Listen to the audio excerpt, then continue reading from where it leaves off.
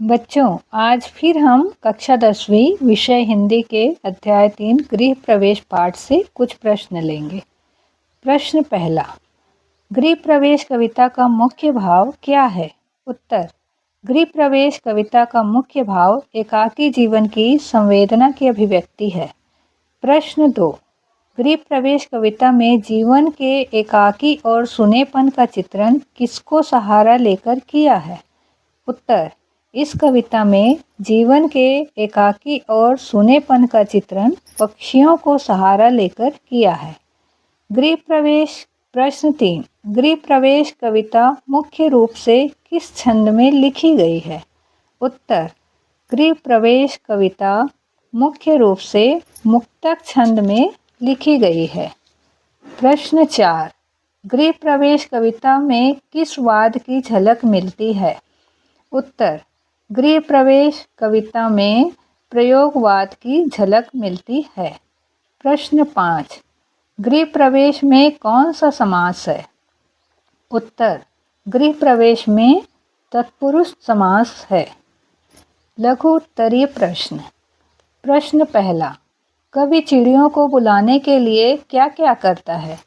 उत्तर, कवि चिड़ियों को बुलाने के लिए धान की बाली टांगता है और घर के अंदर आईना लगाता है। प्रश्न 2, चिड़ियों के दाना चुगकर लौट जाने पर कवि कैसा महसूस करता है? उत्तर, चिड़ियों के दाना चुगकर लौट जाने पर कवि को ऐसा लगता है जैसे अतिथि समारोह समाप्ति के बाद लौट गए हों। प्रश्न 3, सूनापन दूर करने के लिए कवि कौन कौन से उपाय करता है? उत्तर, सूनापन दूर करने के लिए कवि घर के दरवाजे पर धान की झालर लगाता है, उसे खाने चिड़िया आती है। घर के अंदर आईना लगाता है, उसमें चिड़िया अपना प्रतिबिंब देखने बार बार आती है। इससे लेखक का सूनापन कम हो जाता है। प्रश्न 4, कवि द्वारा घर के आंतरिक भाग अथवा अंतःपुर में आईना लटकाने का क्या आशय है? उत्तर, कवि द्वारा घर के अंदर आईना लटकाने से चिड़िया अंदर आकर आईने पर अपने प्रतिबिंब को चोंच मारती है। इस खटखट आवाज़ से ऐसा लगता है कोई जगाने आया है। बार बार चिड़िया के आने से ऐसा प्रतीत होता है मानो वे श्रृंगार कर रही हों। प्रश्न 5, घर धीरे धीरे घर बन रहा था। यह पंक्ति घर में किन बदलावों और उम्मीदों की ओर संकेत करती है? उत्तर, इस पंक्ति में घर का सूनापन दूर होने, चिड़िया द्वारा श्रृंगार करने के लिए आने से घर की चहल पहल बढ़ने की ओर संकेत किया गया है। प्रश्न 6, कविता में अतिथियों और चिड़ियों में क्या समानताएं बताई गई हैं? उत्तर, दोनों समारोह के बाद घर लौट जाते हैं। कवि के घर का सूनापन वैसा ही रह जाता है। दीर्घ उत्तरीय प्रश्न। प्रश्न पहला, आप पक्षियों को अपने घर आमंत्रित करने के लिए किस प्रकार का उपाय करना चाहेंगे? लिखिए। उत्तर, पक्षियों को बुलाने के लिए छायादार पेड़ लगाना, पक्षियों के चुगने के लिए दाना रखना, पीने के लिए पानी भरकर रखना, यह उपाय करना होगा। प्रश्न 2, आईने में अपना बिंब देखने के बाद आपके मन में किस किस तरह के विचार आते हैं? उन विचारों को क्रमबद्ध रूप में लिखिए। उत्तर, आईने में अपना बिंब देखने के बाद मन में आने वाले विचार। पहला, उम्र के साथ चेहरा बदलते जा रहा है।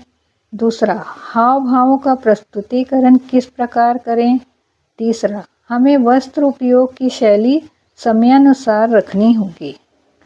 प्रश्न 3, एक एकाकी व्यक्ति का घर और एक परिवार वाले के घर में आप किस प्रकार का फर्क देखते हैं?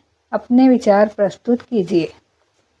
उत्तर, पहला, एकाकी व्यक्ति का घर सूना होता है, परिवार वाले घर में चहल बनी रहती है।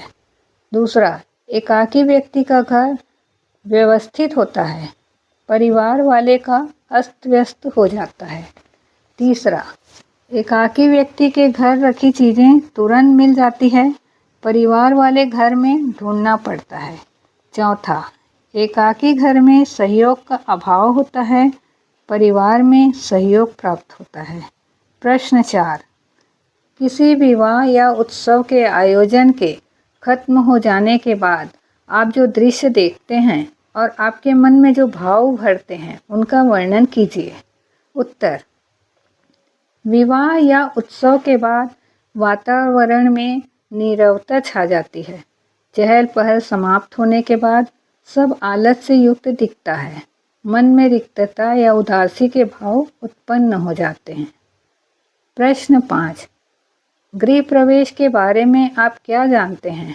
कविता में वर्णित गृह प्रवेश का दृश्य परंपरागत रूप से समाज में होने वाले गृह प्रवेश से कितना भिन्न है? उत्तर, गृह प्रवेश का अर्थ घर में लोगों का आना जाना, पूजा पाठ और चहल पहल से है। कविता में वर्णित गृह प्रवेश परंपरागत रूप से भिन्न है। कवि घर से सूनेपन से उपकर चिड़िया को न्योता देता है, उसे घर के अंदर बुलाने आईना लगाता है। घर को वह चहल पहल युक्त बनाने का प्रयास करता है। प्रश्न 6, हर सुबह और शाम चिड़ियों की चहचहाहट से वातावरण में एक तरह का संगीत छिड़ जाता है। इसी तरह की और भी घटनाएं प्रकृति में होती होंगी। उन घटनाओं को अपने शब्दों में लिखिए। उत्तर, सूर्योदय के साथ चिड़ियों का चहकना शुरू हो जाता है। उनकी ध्वनि से कार्यारंभ की सूची प्रकृति देने लगती है। पक्षियों के कलरव के साथ जानवर भी अपने स्थान से छोड़ दिए जाते हैं। वे चरने चले जाते हैं।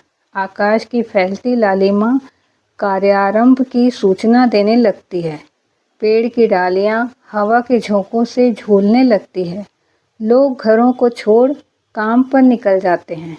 संध्या होते ही चिड़िया चहचहाते हुए अपने घरौंदों को लौटती है। पशु अपने चारागार से घर आते हैं। धीरे धीरे आसमान में अंधेरा छाने लगता है। शुक्र की चांदनी दिखने लगती है। लोग अपने घरों को लौटकर आते हैं। फिर संध्या होते ही प्रकृति के क्रियाकलाप परिवर्तित हो जाते हैं।